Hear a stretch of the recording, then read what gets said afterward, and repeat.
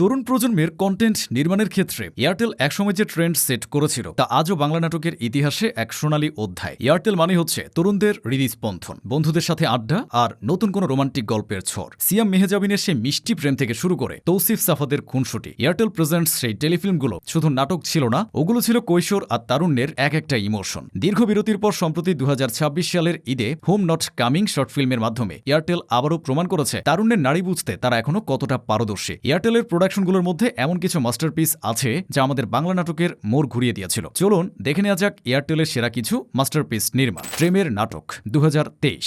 জনপ্রিয় নির্মাতা নুহার সুমায়নের এই নাটকটি রোমান্টিক স্যাটায়ার কমেডি। দীর্ঘ প্রায় 5 বছর পর 2023 সালে এই প্রোডাকশনটি দিয়ে ফিকশন নির্মাণে রাজকীয় কামব্যাক করে এয়ারটেল। গল্পে অভিনয় করেছিলেন এই প্রজন্মের জনপ্রিয় তারকা ইয়াশ রোহান, মোর্শেদ মিশু, সাবা চৌধুরী, রাগিব ফাতিহ মোয়াজ্জেম, শেখ মুমতাহিনা মেহজাবিন। চেনা জানা প্রেমের গল্পের বাইরে গিয়ে আধুনিক জেনজি প্রজন্মের রিলেশনশিপ ডায়নামিক্স এবং সোশ্যাল মিডিয়া নির্ভর জীবনে বন্ধুত্বের নতুন সংজ্ঞা দারুণভাবে ফুটিয়ে তোলা হয়েছিল এখানে। নুহার সুমায়নের সিগনেচার স্টোরি টেলিং এবং এয়ারটেলের চিরাচরিত তারুণ্য নির্ভর ভাইব দর্শকদের মাঝে ব্যাপক প্রশংসা কুড়িয়েছিল। অস্থির পারভেজ, আরবি প্রীতমের পরিচালনায় হাসির এক বিশাল খনি অস্থির পারভেজ। মূলত 2015 সালে কমেডি ঘরানার এই টেলিফিল্মটিতে অভিনয় করেছিলেন ইরেশ জাকির, সাজু খাদেম, মিশু সাব্বির এবং সোনিয়া হোসেন। এয়ারটেল যে শুধু রোমান্টিক গল্পে আটকে নেই, এই টেলিফিল্মটি ছিল তার অন্যতম বড় প্রমাণ। ইরেশ জাকিরের অদ্ভুত সব কাণ্ডকারখানা আর সাজু খাদেমের দুর্দান্ত কমিক টাইমিং দর্শকদের হাসতে হাসতে পেটে ব্যথা করে দিয়েছিল। এটি সিচুয়েশনাল কমেডির এক দারুণ নিদর্শন। ভিটামিন টি 2014 সালে ঈদ উল ফিতরে রিলিজ পাওয়া ব্লকবাস্টার থ্রিলার কমেডি ভিটামিন টি।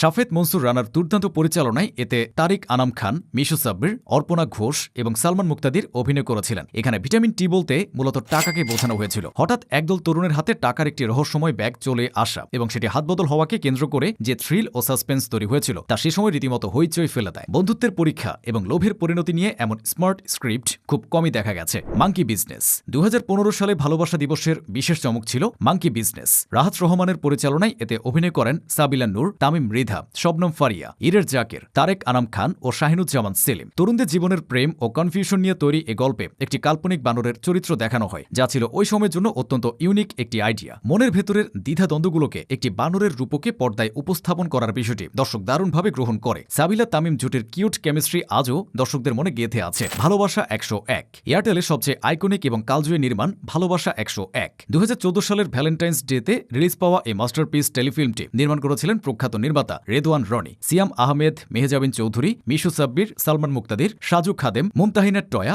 এবং সাফা কবির অভিনীত এই গল্পটি বিশ্ববিদ্যালয় জীবনের প্রেম, সিনিয়র জুনিয়র খুনসুটি আর বন্ধুত্বের এক অনবদ্য দলিল। এর প্রতিটি দৃশ্য, ডায়ালগ এবং ব্যাকগ্রাউন্ড মিউজিক সে সময়কার তরুণদের রীতিমতো পাগল করে দিয়েছিল। বাংলা নাটকের ইতিহাসে ভালোবাসা 1কে তারুণ্যের অন্যতম সেরা রোমান্টিক নির্মাণ হিসেবে ধরা হয়। হোম নট কামিং একদম লেটেস্ট রিলিজ 2026 সালের ঈদ উপলক্ষে নির্মিত short film home not coming. তরুণ নির্মাতা জাহিদ প্রীতমের পরিচালনায় এটি প্রচলিত ফর্মুলা থেকে বেরিয়ে এক অন্যরকম গল্প বলেছে। এতে অভিনয় করেছেন মিরাজ হাসান রায়হান, অর্পিতা পাল সহ এক ঝাঁক নতুন মুখ।